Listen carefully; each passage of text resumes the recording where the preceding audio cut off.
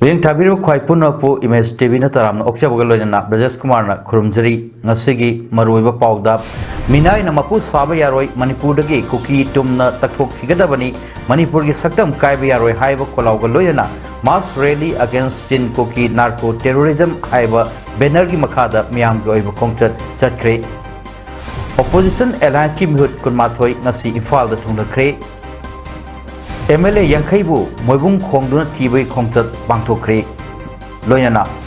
Long Kana Subadagi, Rajasthangi, Jaipurgi, Mafam Kayada, Singna Tumjin Kre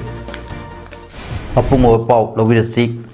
Minai Namapu Sabayaroi, Manipurdagi, Kuki Tumna Takok Higadabani, Igilaman in Singani, Manipurgi Saktam Kaibiaroi Haiba, Mapung Oiba, Kolauga Loyana, mass rally against Sin Kuki narco terrorism Haiba Benergi Makada Nasi, Mui Lakayana, Saruk Yaduna, Tangaiban, Tau Groundagi, Hapta Kangjebung Fawa, Miang Oibereli, Amasat Kre, Kokomina Sindunangasi, Tatkiba Reli Adu, Taiban, Tau Groundagi, Horaga, Waheng Lekai, Kasham Tong, Yai School, Marang Kom Powerga Tatkiba Reli Aduda, Tongan Tongan, Makai de Lakpa Yamlava, Miamna, Reli Chatlava, Matung, Hapta Kangjebungda, Pangtok Pumiang, Mifam na Warep Mangasu, Loki, Warap Sing Adudi, Lan Asi, Loshinanaba, Miram Dagi Changlak Pachin Kuki, Terrorist Sing, Marufangna, Mutal Asi, Manipur, Manungda, Tongan Balangak Amalay Yaroi, Manipur NRC, Mafung Fana Chanahan Gadabani, August Manga Fawagi Manungda, Manipurgi, Legislative Assembly Special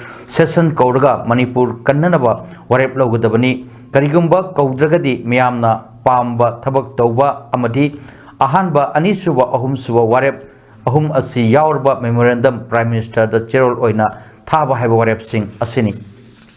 Tauranga Mari Lenina Kokomigi, Consultative Member, Retired IAS RK Nimaina High, Kuki Militant Singa, Lairiba, Su Agreement, Tokpa, Quiding Matam Sare, Maramdi, Tok Liba Lan Asi, Maite Furupna Lan Pambagi, Hovanate, Narco Terrorist Singna, Hovani, Masida Union Home Minister Gawari, Sanani Haiba, Adu Sanapum Tokte, Maramdi, Aikoina Lan Hovanate, Lan Tenanaba, Matamda, Yaknabasi, Kanano Haiba Munna, Kantaba Changi, Jahikia Puari, Lejaba, Lebak Amani, Maram Asina, Manipurgi Saktam Kaibi Yaroi Haina, Bharat Sarkar Lan, Soknarasu, Soknabatai, Haiba Warep, Loba Matoktai.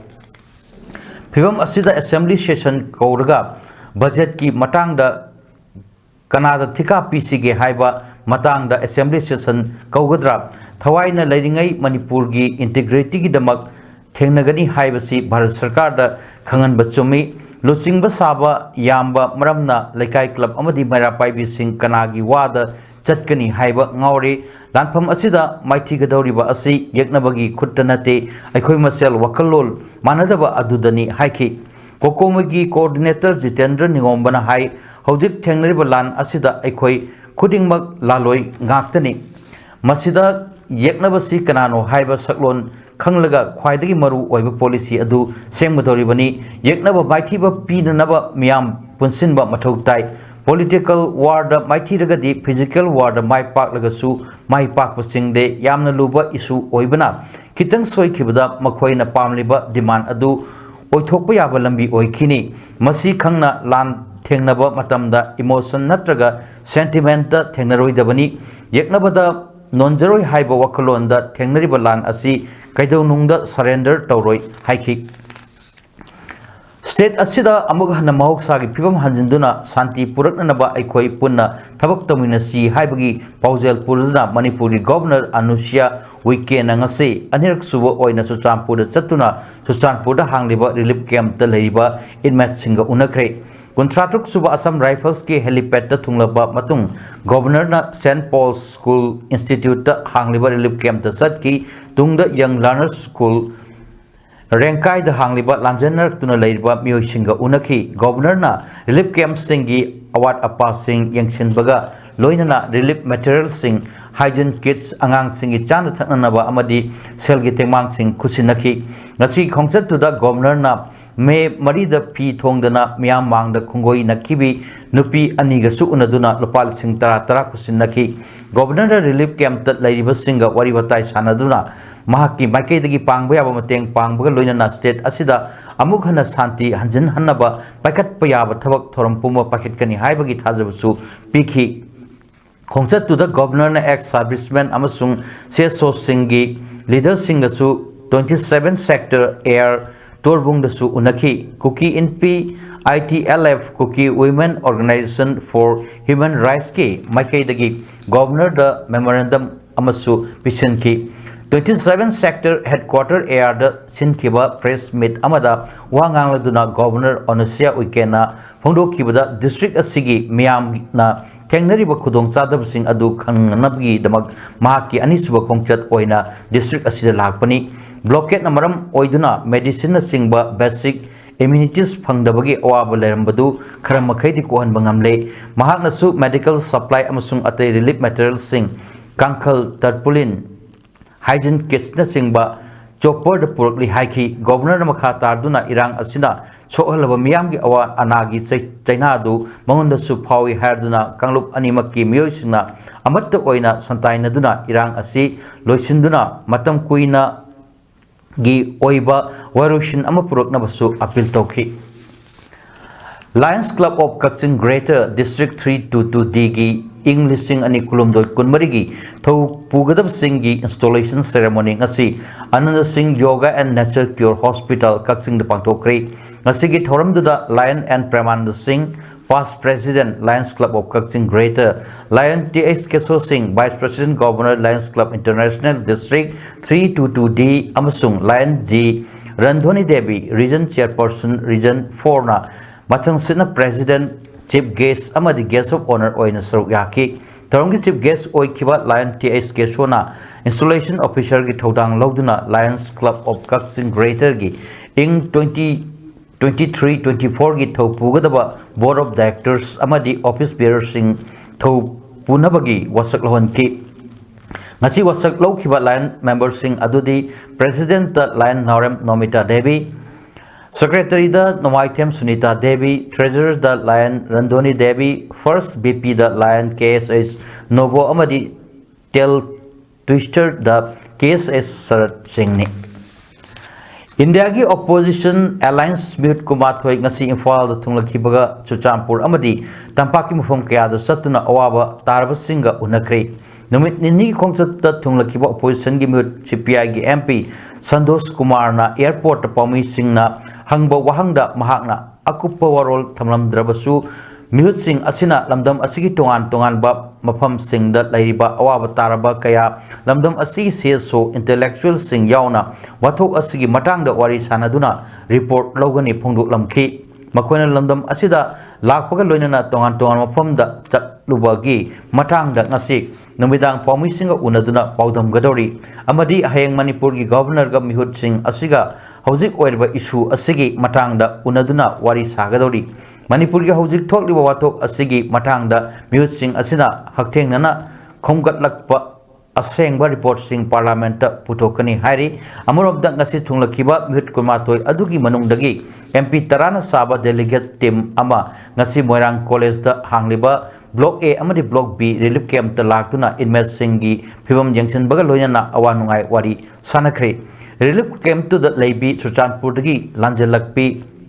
Inungan Bikobi Amana Pongdropada Security Matang Sana Laktuna Makoibu Kananaba Honakide Amadi Nupi Oibi Kayabu Awaba Asuki Matik Mayok Naki Haina Pendaba Awaba Kaya Mitlu Piranga Loinana Paudom Ki Tamoy Sopa Paudom Sing Amadi Ahal Oirabi Ima Singi Awaba Ubuda Lusingba Sing Aduna Nungaitaba Uthi Loinana Parlamenta Paudom Duna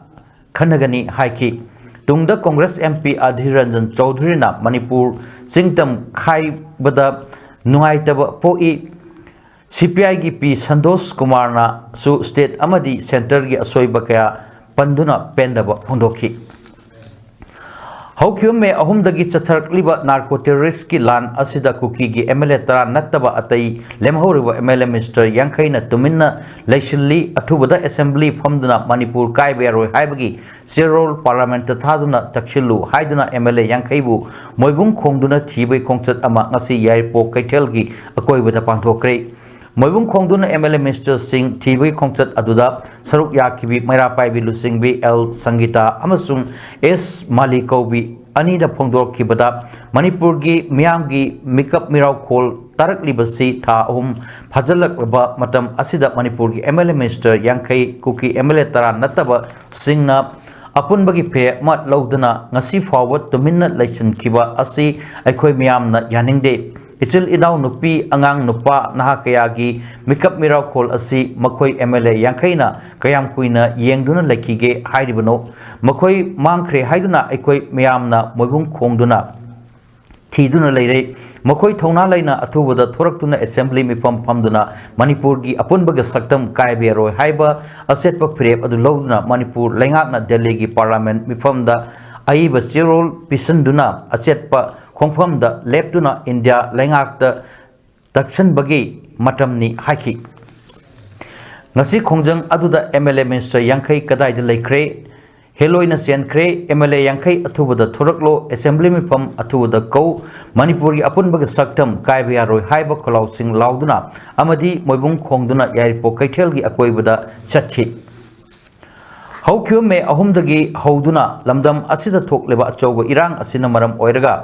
lanjan raktuna kakching district ki sugunu awang lekai da leiba khamaikai kanbalupna hangdokliba relief camp ta ngasi thawal athopa mairapaibi luk ward number 5 na chana thanana ba polam sing amadi sen gi tembang sing pikre manipur da hojik thokliba irang asida lanjan raktuna changjapam lawriba inmate singda UNICEF amadi Indian Red Cross Society Manipur State Branch na kusamnaduna manipur da paikhatliba Thorang multi-sectoral humanitarian assistance and coordination for conflict affected districts of Manipur gi makhada mateng pibagi charu ama oina Indian Red Cross Society Bisnupur district branch na district asigi khangatlaba relief camp singda health hygiene kits tengbang pibagi thabak ngasi lotion khre Jogeshwar Vice Chairman Singh Khangembam Lilachandra Amadi Mainam Ibem Hal Water and Sanitation Hygiene Wash Project की Bishnupur district की coordinator doctor Huidrom Roman community mobiliser Hemam सोतोजेट camp incharge volunteer Singh सरुक याखी अहानब तंककी ओइना तेंगबांग पीबा अदुदा टूथब्रश टूथपेस्ट शैम्पू मखुम यावबा bucket ORS chlorine tablet sanitary pad सापोन सर्फ समजेट nail cutter hair oil antiseptic liquid towel सक्यंग मिंगसेल मग थौरी फेस मास्क कोई कक्ननबा रेजर पोलम कुन यावबा किट अममम रिलीफ कैंप ता मंगादा लैबा इमुंग चहुमदा कोइने सत्तुना यंथोखी थौरमदुदा हेल्थ हाइजीन किट सिंग तेंगबांग पीबत नतना हक्सांग नादा येक्तना लैननबा हक्सांग लुनाना लैननबा इनमेट सिंगदा वारी सुसाखी कांगपोकपीदा लैबा मणिपुर स्टेट कोऑपरेटिव बैंक लुट तौखिबगी थौदोक्ता चेनबा मियोय मरी पुलिस न फारे थौदो असी मरी लेना additional SPLO Tholu Rocky MPS ना लुसिंगदुना SIT सेमदुना थिजलक्किबनी मदुदा बैंक की माइकेदगी थौदोक्तुदा चेनबा मियोय सिंग अदुना नौना इशू तौगदबा ATM कार्ड सिंग सु हुरान की हाइबगी पाव पिरखी पाव अदुदा युमफम ओइरगा थिजलक्पगी मतुंग इन्ना हुरान खिबा ATM कार्ड सिंग अदु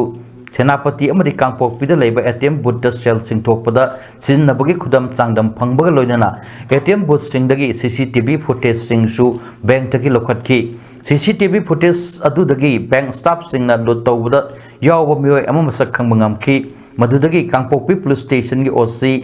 हेनमिनथांग किपगेन लुसिंगबा पुलिस कांगबुदुना मियोय अदु फगतकी फारबा मियोय अदुगी ममिंग Lamjalen songloi Elias Lelen sahi kuntrahumdoi apokpa laikhidraba lunko hau songloi kawi Kangpokpi district ki Chalwa village dagi haujikna Kangpokpi ward number 13 da leibani paraba Lamjalen da wang pahong chathro matung bahangna haidorokpadagi atoppa miyoi ahumsu phagatpa ngamki paraba sing adudi Lenngomang kipgen Elias Gomang Sahi Kuntra Apokpa Lekhidraba Salinlal Kipgen Kangpopi District KL Songtun Village Dagini Atopa Ani Aduna District Asigi Saparmaina Police Station Ge Manung Chanba Lojol Village Dagi Lunmintang Kongsai Sahi Kuntram de Apokpa Thanglen Kongsai Amadi Saimintang Kongsai Sahi Kuntramari Apokpa Ngamdet Kongsai Kawi Makoina Luttauke Polam Sing Adusu Police na Pangbangam Le Haidi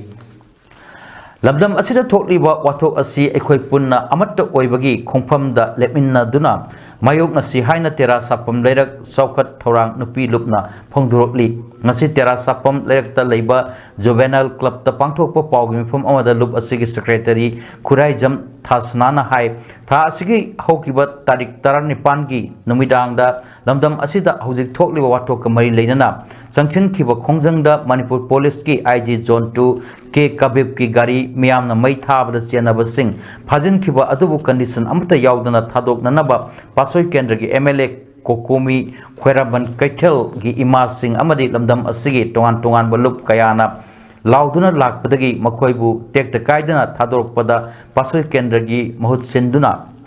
Lup Asina Hanyai Laitana Thagatpa Amadi Tawimot Khangba Pongdorokli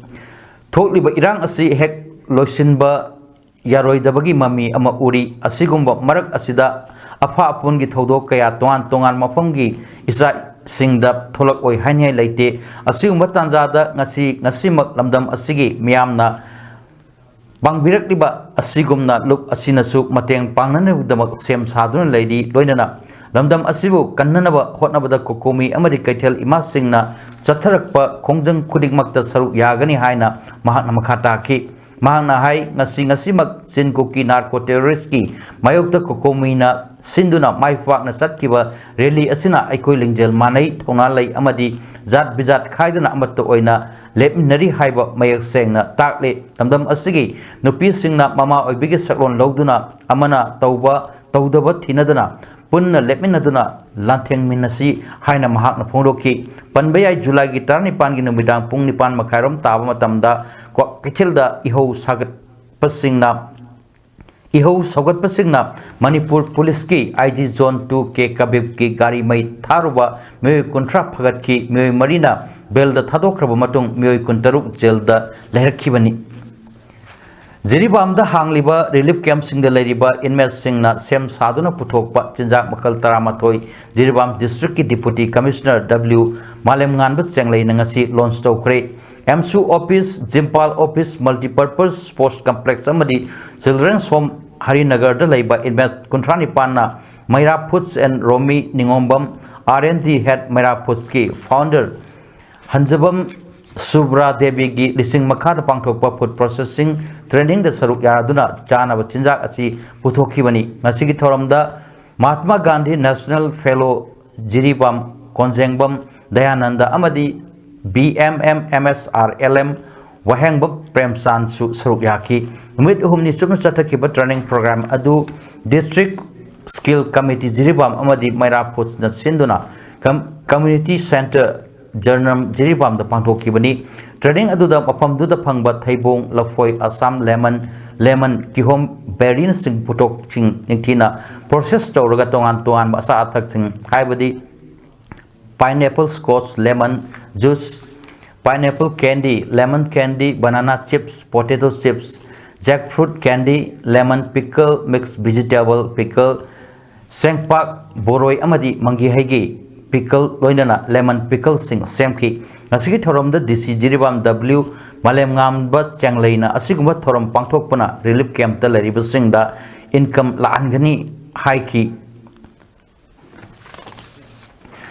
Sekmai Dam Dagi Kwerengai Fawgi Local Sing Lengak Asigi Chief Minister na Akanaba Midyang Sangbi Badagi Mafam Kayada Low Panba Yadraba Matam Asida Local Asigi Oinadi Nikina Low Pan Bangamle Haina Lomi Singna Lengak Amadi Mari Lainaba Singbu Tagat Papongdorli Nasi Kwerengai Awang Kunza Mapan Lomi Lup Amadi Maike Adongi Lomi Singna Sekmai Dam Dagi Local Asi Takiba Canal Amadi Canal Asina Kanaba Piriba Lofam Sing Hakteng Nana Chatuna Yangshin Ki Yangshin Kongchat Adogi Matang da Wangang Laduna Kwerengai Awang Kunza Mapan Lomi Lup Ki Vice President Laisram Sriam Nahai कुमगी नोंग मतम चाना लाक्तबदगी लौमीसिंग कोक्ता खुद हाप्तुना लाक्ली अदुबु सही असिगी ओइना सेकमाई दामदगी कोइरेंगई फावबगी लौ परि लिसिंग कुनमंगा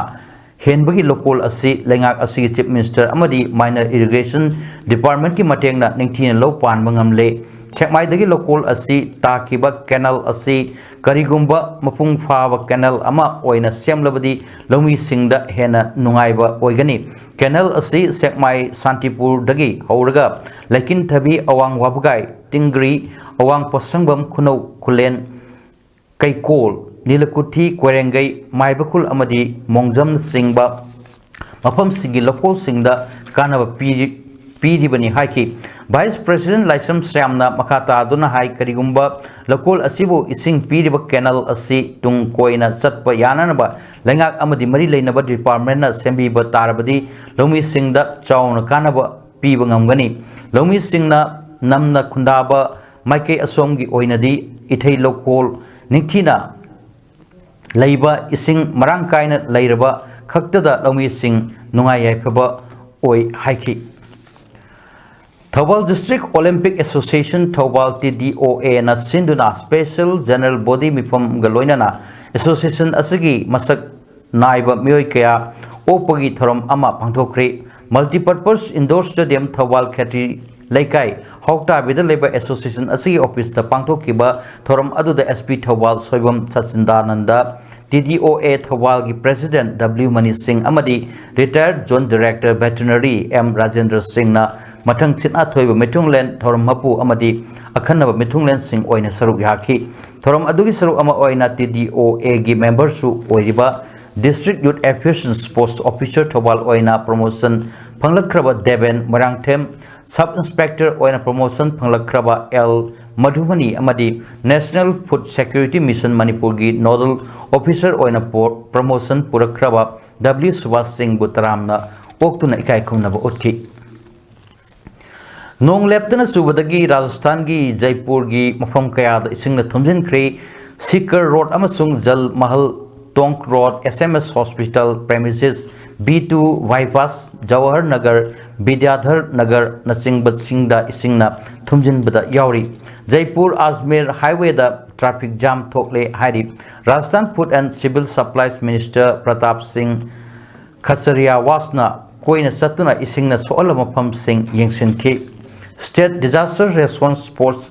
commandant Rajkumar गुप्तना हाइकिबदा SDRF team सिंगना rescue अमसुंग relief works कन्न चथरी राजधानी मफम कयादा हुजिकसु नोंग लेप्तना चुरी